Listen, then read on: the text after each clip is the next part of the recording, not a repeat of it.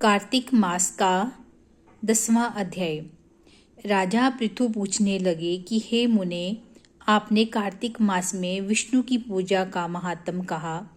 इस मास में किसी और भी देवता का पूजन या व्रत होता है तो आप भी कहिए।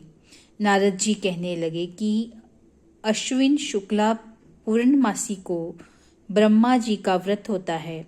कार्तिक कृष्ण चतुर्दशी को गणेश जी का तथा अष्टमी व अमावस को श्री लक्ष्मी जी का व्रत होता है।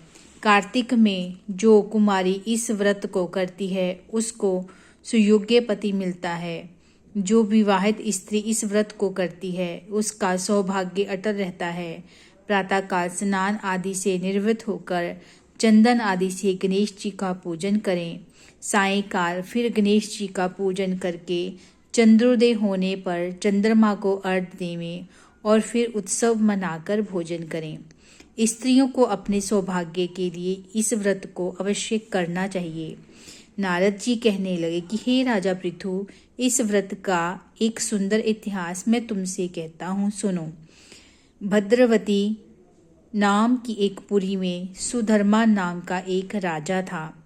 उसके रविदत्त, सुशर्मा, जय शर्मा और सुशोभन नाम वाले 4 पुत्र और वीरमती नाम वाली कन्या थी। उस कन्या वीरमती का विवाह देवदत्त से के साथ हो गया।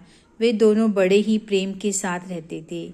एक दिन अचानक घर में बैठे हुए देवदत्त को सांप ने काट लिया, जिससे उसकी मृत्यु हो गई।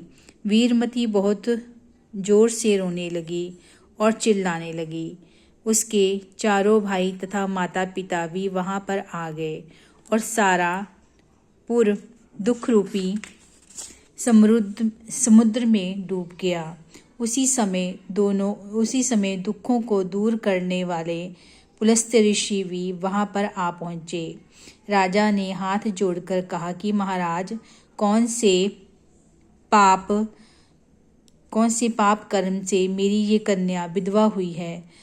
तब पुलस्त्य जी ने कहा कि राजन, कार्तिक मास में तुम्हारी कन्या ने गणेश चतुर्थी का व्रत नहीं किया था, इसी पाप से ये विधवा हुई है। फिर पुलस्त्य जी ने कहने लगे कि एक समय ब्रह्मा, विष्णु, महेश, इंद्र आदि सब देवता दैत्यों के नाश उपाय सोचने लगे के लिए एकत्रित हुए। उस समय ब्रह्मा जी ने कहा कि गणेश चतुर्थी का व्रत सब दैत्यों का विनाश करने वाला है। तब समस्त देवताओं ने कार्तिक कृष्ण चतुर्थी का व्रत किया और दैत्यों पर विजय पाई। विजय प्राप्त होने के बाद सब देवताओं ने गणेश जी से कहा कि वर मांगो। तब गणेश जी ने कहा कि जो स्त्री कार्तिक कृष्ण चतुर्थी का व्रत करके उसका पति चिरजीवी हो, और जो ना करे वे स्त्री विधवा हो जाए। अंत इस व्रत को अश्वमेघ सब स्त्रियों को करना चाहिए। पुलस्त्य जी कहने लगे कि हे राजन, तुम्हारी कन्या ने इस व्रत को नहीं किया था, इसी कारण ये विधवा हुई है। यदि वह अब भी इस व्रत को करे तो उसका मृतक पति जीवित हो जाएगा। ये सुनकर ऋषि तो चले गए और राजा ने अपने जमात्र के मृतक शरीर को तेल में डलवा दिया।